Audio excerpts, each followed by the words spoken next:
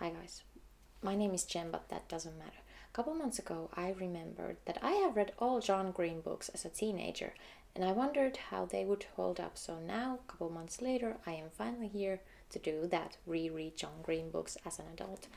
Obviously, no hate to John Green, I'm just here to look at the work that he has provided. And you may think, well, does this random person on the internet even have the qualifications to do this?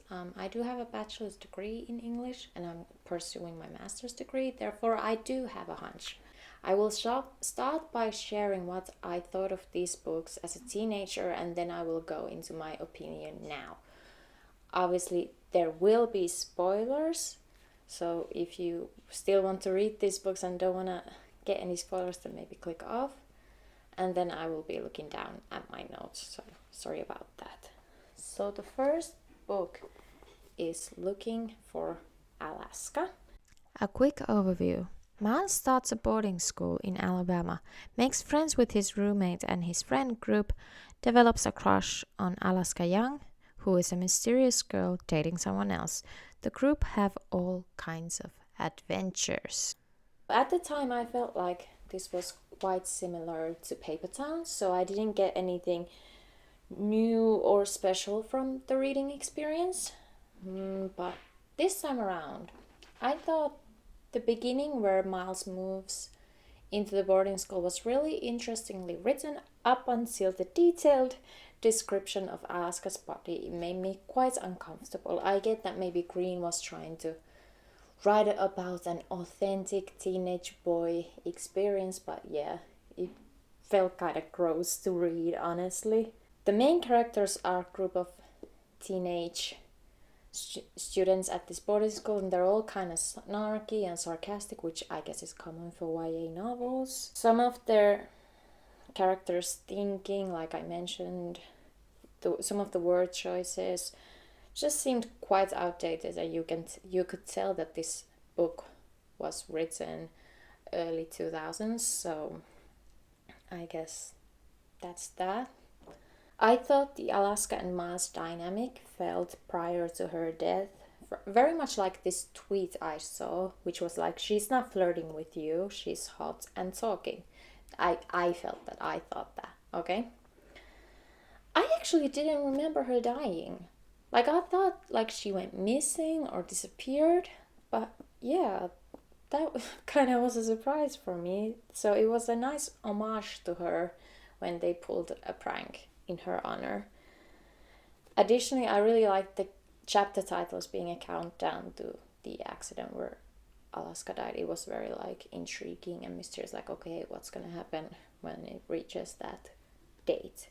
I'd say as a story it still holds up, but it's interesting. There's mystery, there's youthful wonderment, but some of the language is outdated and some of the description of the female characters made me uncomfortable, and the reading experience suffered that from that.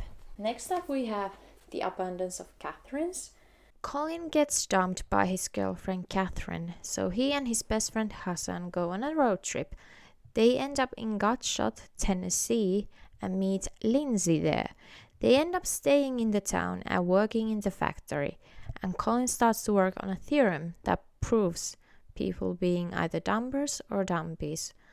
Oh, and Colin has only dated girls named Catherine, 19 of them. And as a teenager, I remember I hated this book, like absolutely despised it. I did not like it at all, so I was quite nervous about reading this again because that's how much I hated it. So I like that this is written from a third person perspective and kind of differs from the other John Green books. I thought including a theorem was nice and kind of creative, but I don't understand math, so that was kind of lost on me. And I also like the addition, the footnotes that were added in.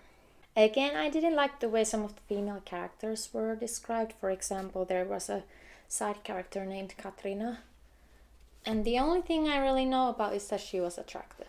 So that's a bit of an issue for me.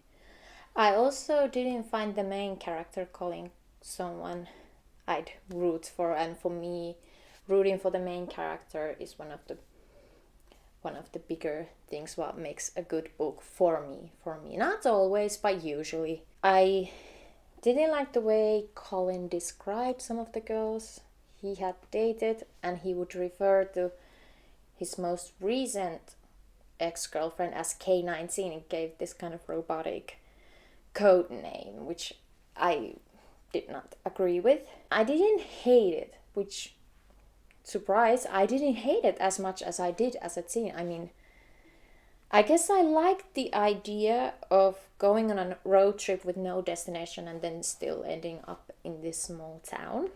I still can't say that I liked reading this. My main issue was how Colin described the girls he was with. And I also didn't like the unnecessary fatphobic takes regarding Hassan's body. Like, I didn't think they served any purpose to the plot.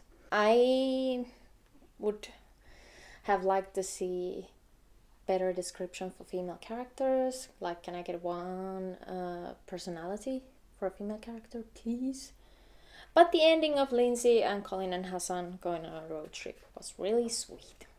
Okay, next up we have Paper Towns. Quentin is a normal teenage high school student until his neighbor, whom he has a crush on, Margot, invites him to a night of adventure, taking revenge on people who wronged her. The next day, Margot disappears, and Quentin spends the novel trying to find her. So I remember feeling a bit lukewarm about this when I read it. Like, I wasn't amazed by it, but it wasn't the worst that I've read. I really like that Green often starts his novels with the setup of an adventure. So the reader is entertained with this. Will they be caught thinking while reading? Again, in this book, I had an issue with slurs and description of female characters. Like, a girl named Becca in Paper Towns is described as well. She's not known for her personality or generosity of spirit, so it's probably because she's hot. And I feel like this is a common theme with John Green books, female characters being described by their appearance, which I'm not here for, I'm not. Knowing the ending kind of impacted my reading. While it was interesting to see the characters look for clues and the meaning of those, because I knew Margot didn't want to be found, it made me feel uncomfortable. Like, I felt bad for the respective perspectives of these characters. Like, Margot doesn't want to be found, the other people want to find her. Yeah. At least Quentin understood that he had imagined an idealized version of Margot. Like, at least he did that. We got the bare minimum of a male lead. Yay. About the ending. I had remembered that Margot was angry when she was found, but I did not remember that Quentin and Margot reconciled, and I'm not sure if I like that, honestly. Margot has specifically decided to disappear, and then she's found, and suddenly she has like romantic feelings for him, like that he wants to share.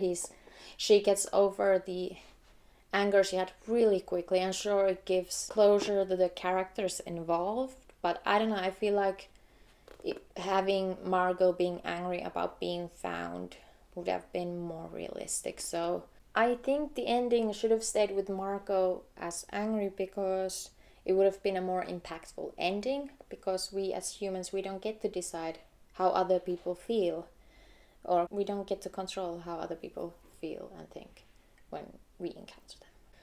I guess I feel about this one similar as a teenager, lukewarm.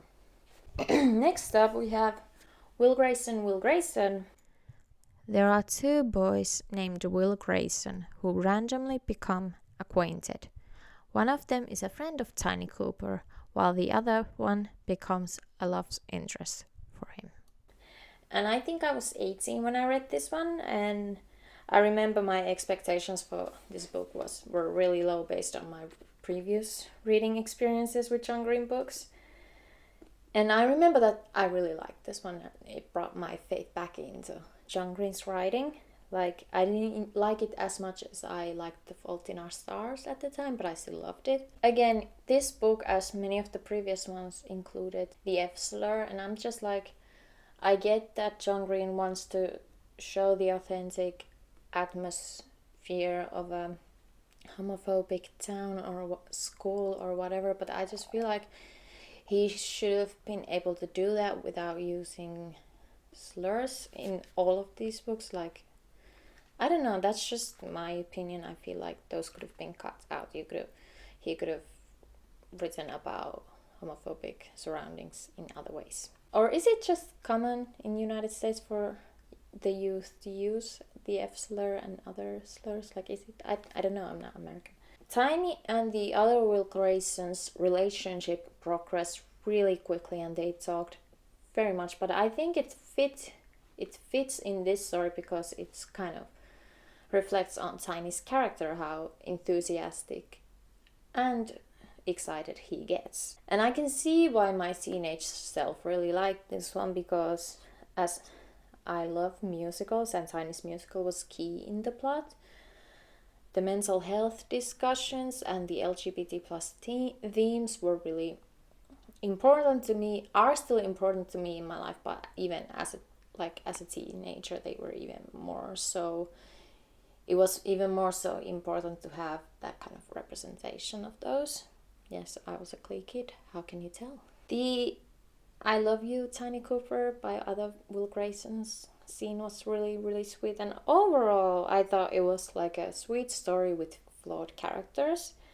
Again, language, like I mentioned before, and description of female characters could have been improved. But I was rooting for both Will Grayson's and also Tiny Cooper. And at the time, I thought this was the best one I read while rereading these books. And then we have The Fault in Our Stars. Hazel is a teenager who enjoys reading and trashy TV shows, and she has cancer. She then meets Augustus Waters. So I read this at 16. I was a Tumblr kid, so when The Fault in Our Stars was available in my country, I had to read it instantly because everyone was hyping it up on tumblr.com. And at the time, obviously, I absolutely loved it. I read it in one day. I saw the movie and I cried and I cried and I thought it was just amazing. But this time around, I feel like it progresses really quickly. Like within the chapter 2, we know everything that there is to know about Hazel, mostly about Augustus, and I don't know, I feel like maybe slower pace would have made the book more enjoyable. Additionally, Hazel is like, oh, I bet Augustus wants to kiss me, like by chapter 2 after one hangout. And I feel like if you compare to Tiny Cooper's excitement, it didn't match up. Like it didn't feel realistic or authentic in this one. I don't know if you catch what I mean. Again, the characters here are quite snarky, quite sarcastic, which, yes, common for YA. I thought it was sweet that Hazel and Augustus bonded over their favorite books. What a great way to start a relationship.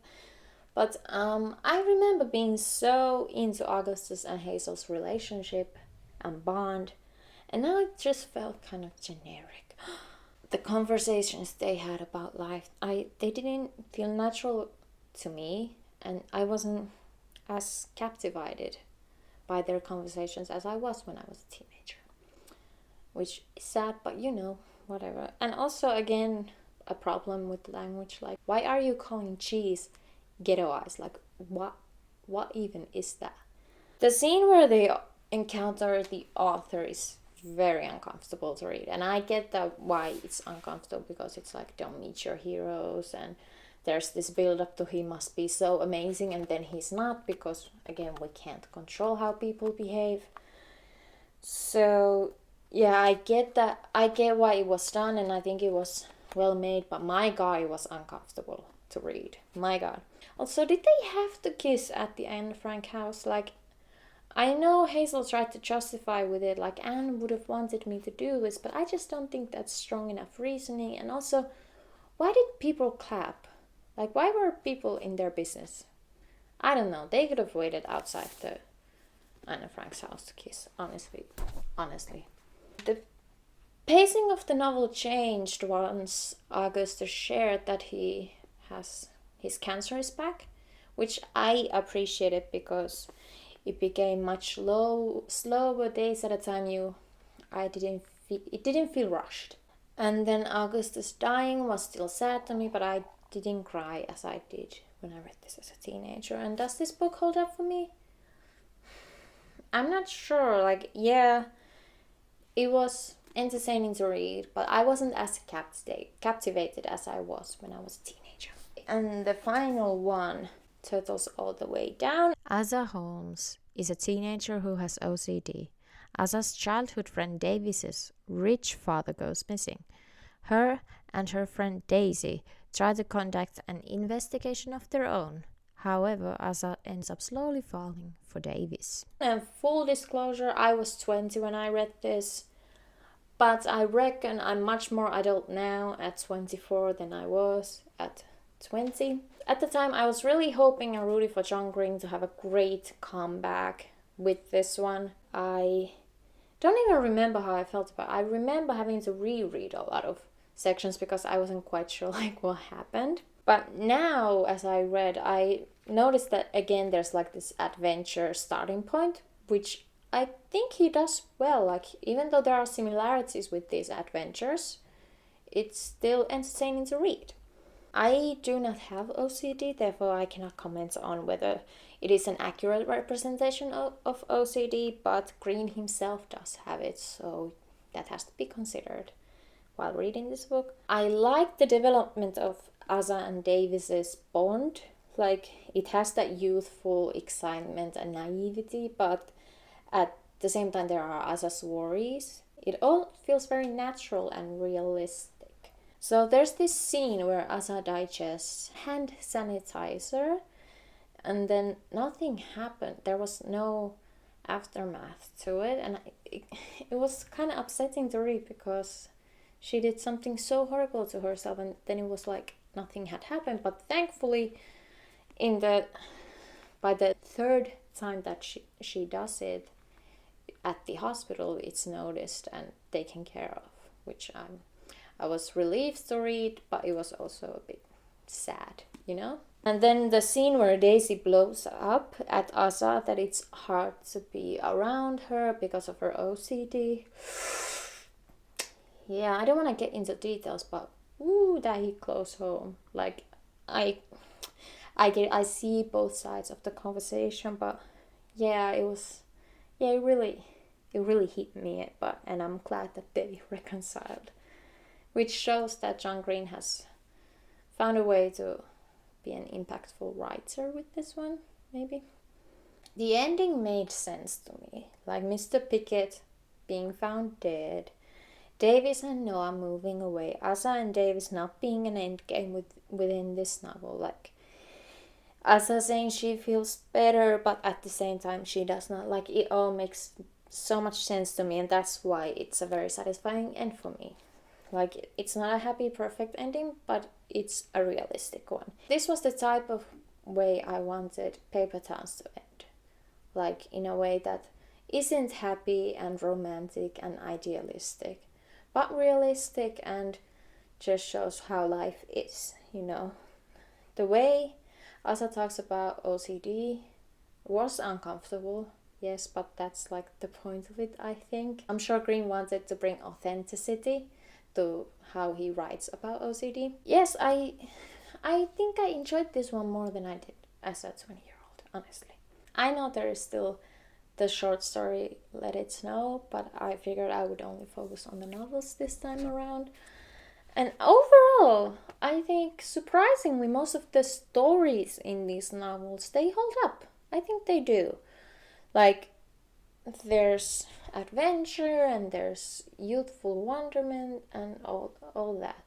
However, as I have repeatedly said in this video, some of the language is very outdated, and additionally I wish the female characters were more often introduced as their own persons rather than A as the crush of the male lead or B through their appearance. However, in Turtles All the Way Down there were no slurs, and female characters were described beyond their appearance, so we reached the bare minimum with that one. I know I'm no longer the main demographic of this novel, so it's understandable why I as an adult don't feel the same way as I did as a teenager, but I still didn't hate them, you know. I thought they were nice, mostly. I was most surprised by the abundance of Katherines because I remember hating that book very much, and now I still didn't like it, but like it was entertaining to read, which I think is congratulations, John Green. You must be very proud. My favorite might have been Turtles All the Way Down, which shows that Green has developed as a writer, you know, congratulations, yay. Yeah, and I think that's it really. Let me know if you've read the John Green books recently and what you think of them. What are your favorites? And I'll hopefully see you in the next video. Bye!